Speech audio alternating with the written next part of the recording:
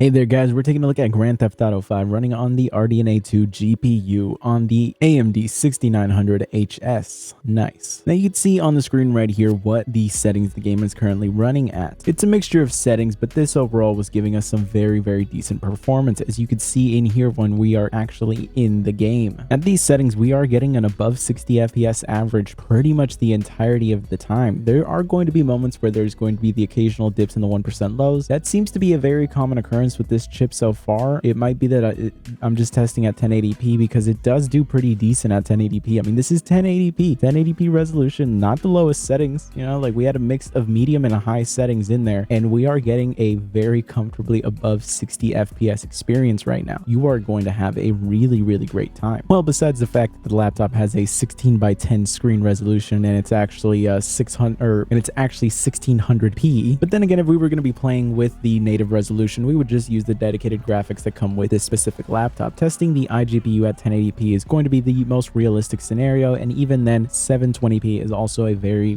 good option. One benefit about the 16:10 screen resolution though is that I can actually drop the resolution to pretty much match the exact resolution of the Steam Deck. But as you can clearly see, that's not necessary in this game whatsoever. 1080p is fully playable. This is fantastic performance here considering we are just running on an iGPU. Now, of course, the game is ancient at this point. You know, it practically belongs in a museum if it wasn't for the fact that it's still one of the most played games in the world. Seriously, if you look at the list of the highest earning non-free-to-play games out there, GTA 5 has been in that list every single year since the year it came out. So clearly there's still a lot of longevity left in this, considering when was the last time we heard anything about a potential GTA 6 that wasn't some clickbait bullshit from like a website like Screen Rants or some garbage like that. Now, the biggest downside, of course, is the fact that this iGPU is going to be out of the hands for 99% of consumers. In fact, if you own one of these chips this year, chances are you have it on a system that has a dedicated graphics card, so the iGPU is going to waste. But what this is showing us is that what the next generation of CPU iGPU is going to be like, because AMD is on a trickle-down situation where the previous generation stuff essentially just gets moved lower down in the stack. So potentially, eventually, this specific iGPU is going to be available in that 5500, 5700U price category. Potentially. And I say potentially because obviously AMD can just choose to segment things. Already the way that they're segmenting the markets for the 16,000 series is a little concerning to me, because you get the full 12-core GPU on the Ryzen 7 and the Ryzen 9 CPUs. But if you go down to the Ryzen 5s, then the GPU drops down to only 6 execution units. Now, we still don't know what that really is going to translate to. For all we know, it could be a pretty massive performance drop, or it could be completely negligible. Because I mean, it was kind of like that with the Vega iGPUs. Because if you remember, with the original Vega iGPUs, it went all the way up to 11 GPU cores. So the 2400G and 3400G were 11 core Vega GPUs, while the 2200G and 3200G were 8. And the performance difference between the two was not significant. Really, a lot of the performance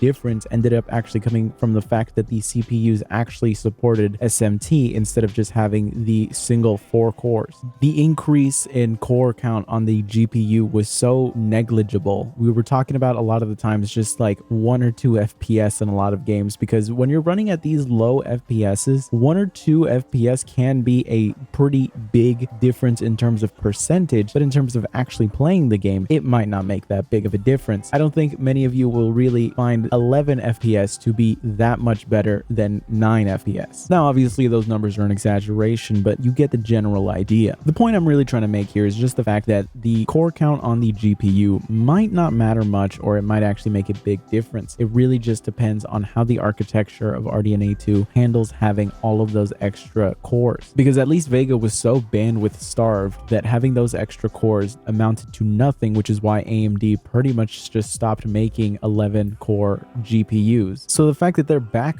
doing 12, which is bigger than what they had before, makes me think that maybe there actually will be a noticeable difference this time around, because the architecture is just different. It's new. It might be designed to actually utilize those extra cores. And if that's the case, then we're going to be running into some major issues, because if we're halving the performance of this, that might be a major issue. Now, I don't think it would end up being half. I think if anything, we would maybe see a 30 to 40 FPS drop, but that could be pretty significant in putting you into territory where you're not that much off from what current generation Vega GPUs can do. Overall though, I'm very happy with the performance of this chip in GTA 5 and all of the different games that I've tested so far. I at this point have gotten through about a list of 15 different games. A lot of the more recent titles, so like Halo Infinite and stuff like that, have been tested on here, and I'm very impressed with the numbers that I'm getting in a lot of these games. Although there are odd quirks that are happening here and there that I'm hoping can actually be solved with driver updates. And so far I have not run into anything that has given me issues the same way that Intel iGPUs have in certain titles. I said last time that I was working on a massive video where I was going to be comparing this GPU with the 5500U's iGPU, and that's going to end up taking me a lot longer than I originally anticipated because it is going to be a very